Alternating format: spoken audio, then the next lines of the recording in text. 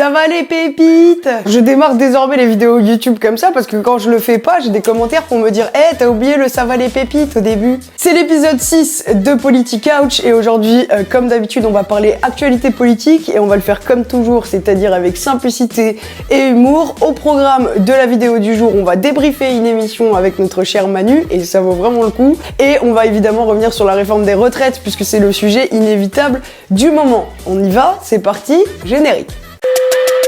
Vous pouvez pas augmenter le prix de la baguette. Non, nous n'allons pas bien. Tu vas la fermer. Vous me hurlez dessus. L'article 49, alinéa 3 de Bon progrès. Alors, je t'emmerde, je m'en bats les couilles. Venez. Ne créez pas d'ennui chez moi, s'il vous plaît. Les Français, dans la difficulté, ont toujours réagi positivement. Si je prends le Covid, la manière dont ils ont réagi sur les gestes barrières, sur le confinement, les Français se sont toujours adaptés. Mais là, sur la retraite, ils sont majoritairement contre. Hein. Alors, ce que me disent les plus jeunes, simplement un point de réflexion, c'est qu'ils me disent, nous, de toute façon, on n'aura pas de retraite. Donc moi, ce que j'ai envie de dire aux jeunes, tout est fait pour que vous ayez une retraite. Oui, Brigitte, tu vas voir comment ils vont réagir là, les Français. Après, ce qui est bien, c'est que pour une fois, vous avez réussi à nous unir, hein. C'est vraiment bravo. Parce que là, vous nous avez tous unis sur le fait qu'on n'est pas d'accord avec vous. Et du coup, en fait, toi, Brigitte, tu fais les plateaux de télé, et il fait quoi, Manu? Et là, aussi conforme à une tradition, ou devrais-je dire une superstition républicaine, il n'y a pas de fèves dans cette galette. Je le dis tout de suite à toutes et toutes, parce qu'il se trouve qu'il n'y a pas de roi. Excusez-nous, messire, vous mangez de la galette. Allez, puisqu'on rigole de cette vidéo de Manu, restons dans le thème avec le mari de Brigitte. Quel est ton nom? Emmanuel Macron. Manu a participé à une émission qui s'appelle Les Rencontres de Papotin. C'est une émission proposée par France Télévisions dans laquelle une personnalité est invitée. Alors ça peut être politique, mais ça peut aussi être un chanteur, un acteur, etc. Et les personnes qui posent les questions, donc qui jouent le rôle des journalistes, sont des personnalités atteintes de troubles autistiques. Nos journalistes atypiques sont très heureux de vous accueillir aujourd'hui à l'Institut du Monde Arabe et ils sont aussi très impatients de pouvoir vous adresser toutes leurs questions. Alors il faut savoir que Manu est le 3e président à jouer le jeu de l'émission des Papotins. Jacques Chirac avait répondu présent à l'époque, il les avait même invités à l'Élysée et Nicolas Sarkozy s'était aussi prêté au jeu. C'est au tour d'Emmanuel Macron de jouer le jeu des questions. Comme je le rappelle très souvent aux journalistes, Oui. aux Papotins, on peut tout dire. Ok. Voilà, donc il va Ça falloir vaut pour composer moi avec aussi. ça. Ça vaut pour vous aussi. C'était bien tenté, le ça vaut pour moi aussi? Oui, Manu. Oui. Manu plus personnalité atypique, ça donne forcément lieu à des moments touchants, mais aussi à des questions cash et des moments cultes. Je suis heureux, c'est le bonheur. Alors, qu'est-ce que vous avez beaucoup de pognon? Qu'est-ce que vous avez beaucoup d'argent à l'Élysée? Qu'est-ce que vous travaillez beaucoup? Alors, ça dépend ce que tu appelles beaucoup de pognon. Vous avez beaucoup d'argent? Thérèse, Emmanuel Macron, t'as beaucoup de pognon? Alors, pour tout te dire, j'en avais plus avant de faire président. Je passe la moitié de ma vie en l'air, entre New York et Singapour. Je voyage toujours en première. C'est une bonne nouvelle alors, si vous avez beaucoup d'argent. Non, alors maintenant j'en ai beaucoup moins. Qu'est-ce que vous avez beaucoup d'amis? Beaucoup Alors, des non, amis, des attends, copains, je des réponds déjà à copines. ta première question, Grégoire. Oui. Bah en fait, ça dépend. C'est toujours, si tu regardes par rapport à la Oui. moyenne, oui. Oui. Après, par rapport aux gens qui décident ou qui ont des responsabilités en entreprise, non. Ouais. Que Oui, les d'accord. amis, deuxième question, Vous avez je vais être honnête avec toi, Oui. c'est pas le meilleur boulot pour avoir beaucoup d'amis. C'est pas les meilleurs boulots que vous avez beaucoup d'amis. Bah, Des en copains, fait, des copines. des vrais amis, Oui. non. Et les... Es-tu heureux? Je suis pas heureux, mais j'en ai l'air. J'ai perdu le sens de l'humour depuis que je le sens des affaires. Il y a une différence quand même, c'est que le roi, il n'est pas élu. Le président, t'es élu. Donc tu peux décider de changer de président, le roi, non. Bon. Et après, tu as une constitution, donc les pouvoirs, ils sont limités, définis par la constitution. Que tu veux, mon vieux? Dans la vie, on fait ce qu'on peut, pas ce qu'on veut. Oui, je suis assez partisante de l'écriture avec le montage aussi. Et il y a des séquences qui s'enchaînent vraiment très très bien. Comment éviter que le mal gagne?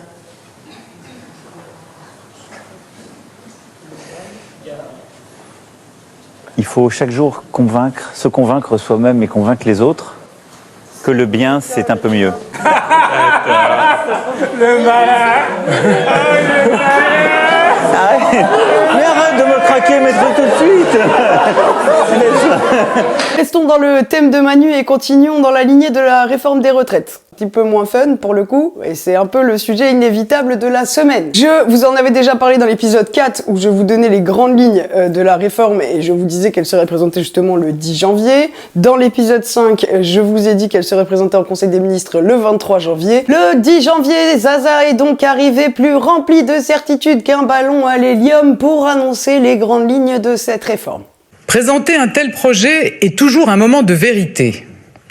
C'est un choix politique essentiel. C'est défendre l'un des fondements de notre modèle social. C'est faire vivre la solidarité entre les générations. Mais cette solidarité repose sur un équilibre. Il faut que les cotisations des actifs financent les pensions des retraités. Je vais vous rappeler les grandes lignes de cette réforme. Vous vous rendez compte que tout est tellement compliqué qu'il y a même des sites internet qui ont mis en place des simulateurs pour vous permettre de calculer votre âge de départ à la retraite. On est dans un grand délire là quand même, hein. Sans entrer dans des études et des hypothèses complexes, il y a une réalité que chacun connaît. Le nombre de ceux qui cotisent pour les retraites diminue par rapport au nombre de retraités. Pourquoi tout ce que touche Renaissance, ça se complique? L'âge légal de départ en retraite sera relevé de 62 à 64 ans, au rythme de 3 mois par an à partir du 1er septembre 2023 et jusqu'en 2030. Cela concerne tous les actifs, salariés, indépendants et fonctionnaires. C'est Zaza qui l'a dit. Et quand Zaza a dit quelque chose, c'est comme le 49.3, faut pas trop la titiller, hein.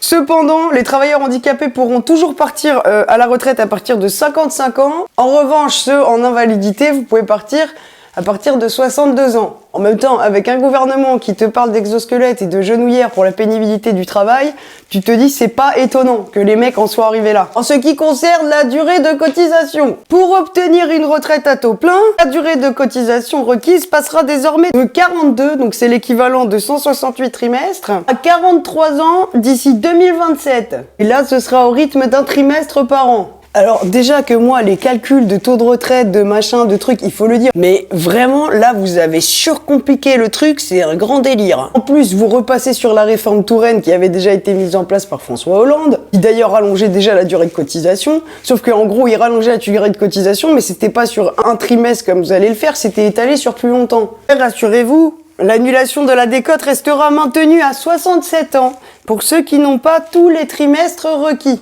Oh putain, je vous jure, j'ai hâte de voir l'état de certains boulots quand les mecs auront 67 ans. Comment tu peux demander aux gens de taffer comme ça 100 fois plus? En plus, tu mets la santé de certaines personnes en danger. Et comment tu peux croire qu'à 67 ans, on sera aussi efficace qu'à 25 ou 40 ou 50? C'est bien de faire bosser les gens plus longtemps, hein. Mais je pense que vous allez vite être débordés d'arrêt maladie quand les gars vont arriver autour de 60 ans. Hein. Les filles aussi d'ailleurs, hein. J'ai dit les gars, c'est une généralité. Hein. On en arrive aux petites pensions. Rassurez-vous, quand vous aurez taffé 43 ans, vous ne pourrez pas avoir une pension inférieure à 85% du SMIC net, soit environ 1 200 € brut par mois à l'heure actuelle. C'est en fonction du SMIC. Et apparemment, près de 2 millions de petites retraites vont être augmentées. Bon, quand vous allez travailler vieux, qu'est-ce qui se passe après? Vous inquiétez pas, le gouvernement a tout prévu. Ah bah oui, ils sont pas bêtes. Ils ont prévu un index senior pour mieux connaître la place des salariés en fin de carrière et ainsi valoriser les bonnes pratiques et dénoncer les mauvaises. Les règles du cumul de l'emploi-retraite seront modifiées afin que les retraités reprennent une activité professionnelle, améliorant leur pension et prenant en compte les trimestres de travail supplémentaires. C'est une avancée qui va inciter évidemment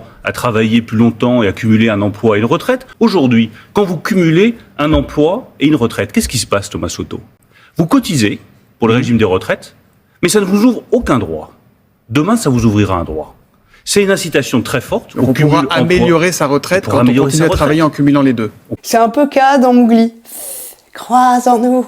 Concernant les carrières longues, ceux qui ont commencé à travailler plus tôt pourront partir plus tôt. Alors, je vais vous donner des exemples concrets. Ceux qui ont commencé à travailler avant 20 ans pourront partir 2 ans plus tôt, soit 62 ans. Ceux qui ont commencé avant 18 ans pourront faire valoir leur droit à la retraite 4 ans plus tôt, soit 60 ans.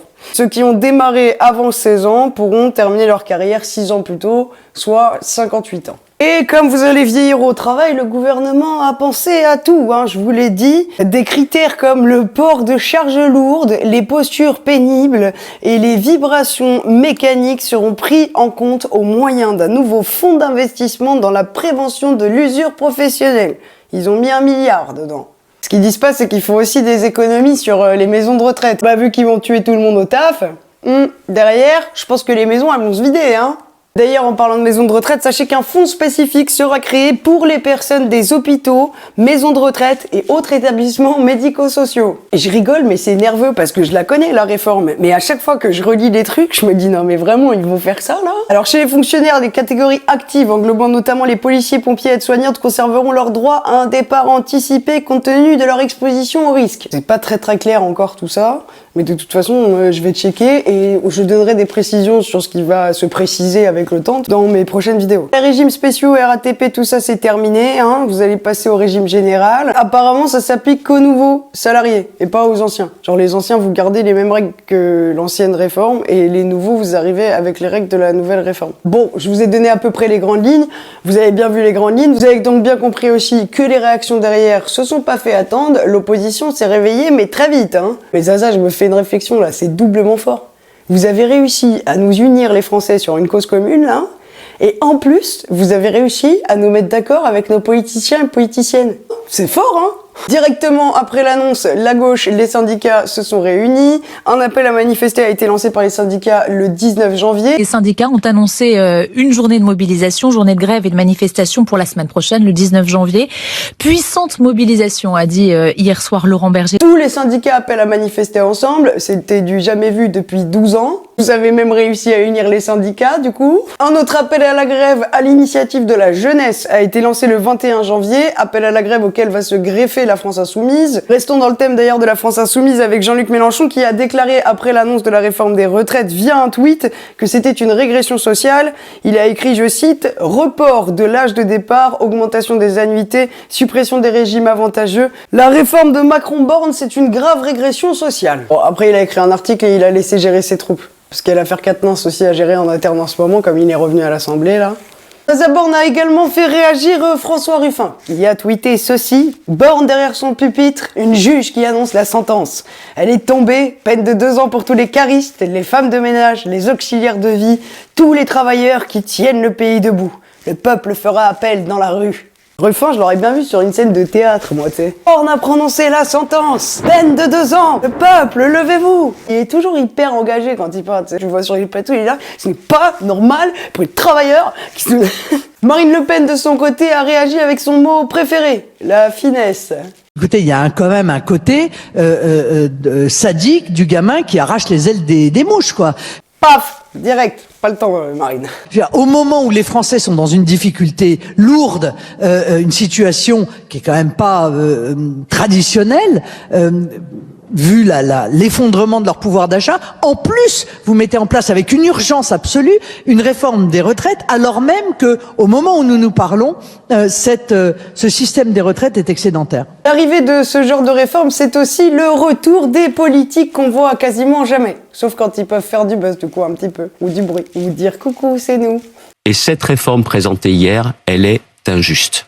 Coucou Xavier. Elle est profondément injuste. Profondément injuste quand vous entendez la Première ministre, elle n'a pas arrêté de répéter hier soir qu'au contraire, il s'agissait d'une réforme juste. Pourquoi, à vos yeux, elle est injuste? Parce que c'est une réforme pour les gens qui vont bien. Hier, sur votre plateau, si je ne me trompe pas, le ministre du Travail était face à un cadre qui lui a demandé « Qu'est-ce que ça va changer pour moi ?» Et il a répondu quoi, le ministre? Rien. Voilà. Par contre, pour celui ou celle qui a commencé à travailler très jeune, même avant 20-21 ans, celui qui est donc moins formé, celui qui est moins payé, lui, il va devoir faire 44 années de cotisation. Elle est où la justice? Et Tom et Xavier, à la base, à droite, vous étiez pas pour la retraite à 65 ans, vous? Est-ce qu'il faut déjà une réforme des retraites? La réponse est oui. Est-ce qu'il nous faut accepter de travailler un peu plus longtemps parce que nous vivons plus longtemps? La réponse est oui aussi. J'ai toujours pensé qu'il nous faudrait, à l'horizon de 10 ans, accepter de travailler 2 années de plus. Je comprends plus rien, moi. Et on continue. Et moi, on a oublié de m'appeler. Oui, vas-y François. Je veux dire seulement, Il y a des travaux qui sont des travaux usants pour les salariés. Et il faut que tout le monde soit rassuré sur le fait que cette usure, j'évoque toujours la situation des aides-soignantes, je les connais bien dans un organisme comme je vois très bien ce que ça représente. Ok, merci François. Je vais en profiter pour faire un petit rappel historique. La réforme des retraites en France, c'est pas si vieux que ça. Ça date de octobre 1945. En fait, c'est les ordonnances de 1945 qui créent la sécurité sociale. Dans les ordonnances de 1945, il y a une branche qui est la branche vieillesse, qui fait référence donc à la retraite. À ce moment-là, c'est la naissance du régime général des retraites qui s'applique à tous les salariés du secteur privé hors agriculture. Et à ce moment-là, par contre, il fallait bosser jusqu'à 65 ans. C'est aussi pour ça, je pense, que l'opposition de gauche a dit que c'était une régression sociale. Bon, et après, il y a les réactions de Renaissance, hein. Bah, Renaissance, c'est tout un monde. Tous les syndicats unis pour la première fois depuis 12 ans, ça vous fait peur? Non, ça ne me fait pas peur. Et les dernières fois où il y a eu un front uni des syndicats dans notre pays, c'était lorsqu'il a fallu réformer les retraites. Ni brutalité, ni déséquilibre dans ce que nous proposons. Il y a la justice d'un système par solidarité qui est préservé. Il y a la justice de ce revenu minimum garanti, de cette retraite minimale garantie. Olivier Véran, à ceux qui s'apprêtent à manifester jeudi de la semaine prochaine, ça ne changera rien. Ce que je dis, c'est que on ne regardera pas le nombre de manifestation ne va pas permettre d'équilibrer par magie, hélas, un système des retraites. La grève, c'est qu'on en arrive à la dernière, solution possible, puisque toutes les tentatives pour essayer de négocier directement avec le ministère se sont révélées totalement inefficaces. Bah ça fallait s'en douter que j'allais ressortir les images de l'époque où tu faisais grève, Olivier. Bah oui. Est-ce que vous craignez une mobilisation massive de la rue? Est-ce que ça pourrait faire reculer le gouvernement sur ce projet de réforme? Alors d'abord, permettez-moi d'utiliser une expression, voire deux expressions populaires. Avec des scies, on met Paris en bouteille, ou avec des scies, on coupe du bois, c'est au choix. Olivier, interne en neurologie, est en 10e année, l'avant-dernière de ses longues études. Il fait partie des meneurs de cette grève. On ne se projette pas là dans l'idée d'une mobilisation massive ou de l'impact de cette mobilisation. C'était servi sur un plateau d'argent, là, quand même. Finalement, et grâce aux différents dispositifs de protection des plus vulnérables, ce sont près de 4 travailleurs sur 10 qui pourront prendre leur retraite avant 64 ans. 4 sur 10, hein. Wow. C'est même pas la moyenne. On arrive à vous faire avaler que 4 sur 10, c'est quand même génial. 4 sur 10. C'est pas rien, 4 sur 10. Hein. Ces mêmes Français, dans 10 ans, si on leur expliquait que, faute de réforme, notre système des retraites ne peut plus tenir et qu'il nous faut baisser en catastrophe les pensions des retraités ou augmenter les impôts de ceux qui cotisent, c'est-à-dire des salariés, ces mêmes Français ne seraient pas contents et à juste titre. Non, mais devant les sénateurs, Zaza, elle a dit que c'était une réforme juste. Mais aujourd'hui, chacun le sait, le nombre de personnes qui travaillent par rapport au nombre de retraités diminue, menaçant notre modèle. Aussi, après des mois de concertation, j'ai annoncé hier notre projet pour garantir l'avenir de nos retraites. Un projet d'équilibre d'abord. Nous refusons d'augmenter les impôts ou de baisser les pensions. Un projet d'équilibre. Alors c'est marrant parce que par contre, si on reprend les annonces du 10 janvier et on reprend le discours devant les sénateurs, on notera à peu près les mêmes expressions. Le seul chemin possible, c'est donc de travailler progressivement plus longtemps. Comme vous l'avez dit, nous porterons l'âge légal de départ à 64 ans en 2030 et nous allons également accélérer la mise en place de la réforme Touraine pour atteindre 43 années de cotisation en 2027. Vous pouvez noter aussi dès maintenant dans vos agendas de quand vous aurez 61 ans que une visite médicale sera obligatoire. Voilà, c'est nouveau. Moi, si tant est que j'ai une quelconque influence sur le sujet, j'appellerai de mes vœux à ce qu'il y ait l'unité la plus large de la gauche sociale, syndicale et politique. C'est pas le temps de travailler ses particularités. Par ailleurs, l'idée de manifester, y compris le week-end, pour permettre à ceux ou celles qui ne peuvent pas la semaine, parce qu'il y a aussi les problèmes pécuniers, les problèmes d'argent, parce que faire grève, surtout dans le contexte actuel, absolument, avec l'inflation. Contrairement à ce que certains imaginent encore ou relaient sur les réseaux sociaux, quand on fait grève, non, on n'est pas payé, on perd de l'argent, donc on fait jamais grève par plaisir, donc on cherche de l'efficacité. Et l'efficacité, l'autre vœu, ce serait qu'au plus de cette unité, il y ait une forme, de complémentarité. Je crois qu'on aura besoin, pour ceux qui s'en souviennent, de l'équivalent de la campagne unitaire qui avait été celle du traité constitutionnel européen. Il y avait une campagne du nom de gauche, on faisait estrade commune, on faisait meeting commun, explication commune. Ça avait eu sa part d'incidence, ça suffit pas, mais il y aura aussi la parole de la base. Et juste là-dessus, la base, elle prend aussi des initiatives. On l'a vu au mois de décembre chez les cheminots, par exemple. Ne vous étonnez pas non plus si vous recevez un tract Renaissance pour vous vendre la réforme des retraites dans les jours qui viennent, puisque Renaissance a décidé de distribuer des tracts aux Français pour les convaincre de cette réforme et leur dire c'est super, faites-nous confiance. Maintenant qu'on a parlé de la réforme, on a parlé des réactions qu'il y a eu autour de cette réforme, on va parler de la façon dont elle peut être appliquée à l'Assemblée nationale et au Sénat. Il y a beaucoup de gens qui m'ont posé des questions sur l'article 47.1, on va y revenir également, mais la première chose avec laquelle on va démarrer, c'est la thèse qui a été publiée par le journal Politico. Politico a posté une hypothèse qui pourrait permettre au gouvernement de passer la réforme des retraites sans passer par un 49.3. Et on va en parler tout de suite. Et dans un deuxième temps, je vous parlerai de l'article 47.1. Selon Politico, la réforme des retraites étant examinée dans un texte financier, on avait parlé du PLF, on avait parlé du PLFSS, mais on n'avait pas encore parlé du PLFSSR. Le projet de loi de financement de la sécurité sociale rectificatif. Les députés vont avoir 20 jours ouvrés, et pas un jour de plus, pour discuter et débattre de cette réforme. Si les discussions n'ont pas abouti au bout des 20 jours, paf, le texte, il part quand même au Sénat et sans vote de l'Assemblée. La majorité, c'est-à-dire Manu, Zaza, Renaissance et toute la clique, a d'ores et déjà prévu de déposer peu d'amendements et d'appeler certains articles en priorité pour pouvoir discuter des dispositions essentielles. C'est-à-dire qu'en gros, ils vont d'abord mettre en avant toutes les grandes lignes dont on est en train de parler dans cette vidéo et dont tout le monde nous parle en ce moment. Et en fait, le fait d'engager toutes ces propositions en premier, ça fait qu'ils vont pouvoir contrer tous les amendements LFI. D'après Politico, Mathilde Panot aurait déclaré qu'il pourrait y avoir jusqu'à 75 000 amendements, c'est-à-dire 1000 amendements par député LFI. Double avantage, comme les débats ont lieu pendant 20 jours, si les débats n'aboutissent pas et que de toute façon ils n'arrivent pas à se mettre d'accord, le texte part au Sénat. Et je vous rappelle que le Sénat étant majoritairement à droite, le test de Politico fonctionne, puisque en passant au Sénat sans vote de l'Assemblée, ils sont très susceptibles d'avoir le vote du Sénat. Cela rejoint les grandes lignes du dispositif voté par le Sénat depuis plusieurs années. Je vous rappelle que la droite est plutôt pour la réforme des retraites. Alors en ce moment, ils font des débats sur des petits détails de nanana parce qu'ils gardent un suspense qui est pas vraiment un suspense. Mais en tout cas, dans les projets de la droite pendant la présidentielle, de toute façon, les retraites, ils étaient pas contre augmenter l'âge de départ. Du coup, toujours selon la thèse de Politico, une fois que le vote est passé au Sénat, que le Sénat a voté le vote, qu'est-ce qui se passe ? La loi, elle part en commission. C'est une commission qui est mélangée de sénateurs et de députés. Et les gars vont devoir débattre sur le texte de loi et se mettre d'accord à ce sujet. Si la commission se met d'accord sur la réforme des retraites, en disant oui c'est super, on fait tout passer, et ben il y a de fortes chances que ça passe. Et selon Politico, il y a de très fortes chances que ça fonctionne.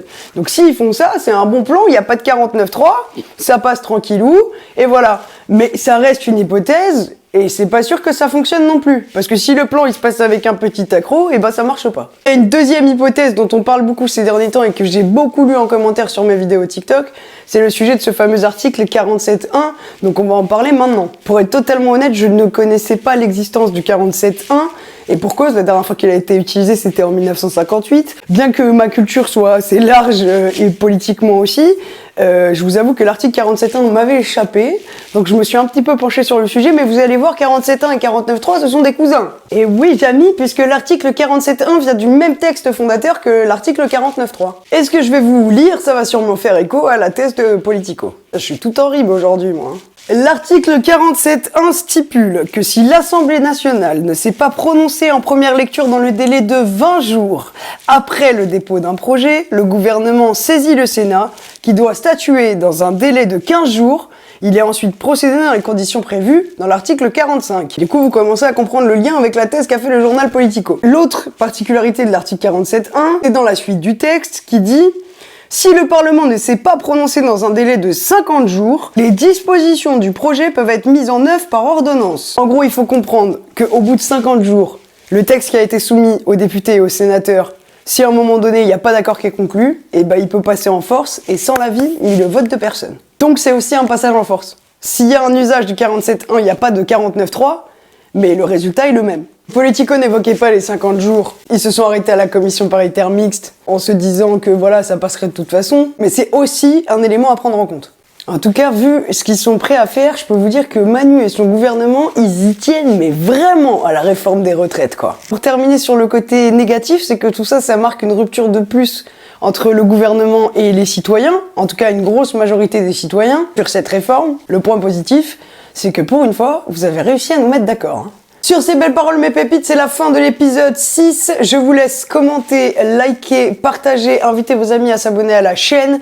Je vous embrasserai fort. On se retrouve jeudi prochain ici à 21h. Et on se retrouve du lundi au vendredi entre 19h et 19h30 sur mon TikTok. Je vous dis à la semaine prochaine. Partagez-moi tout ça. Bisous mes pépites.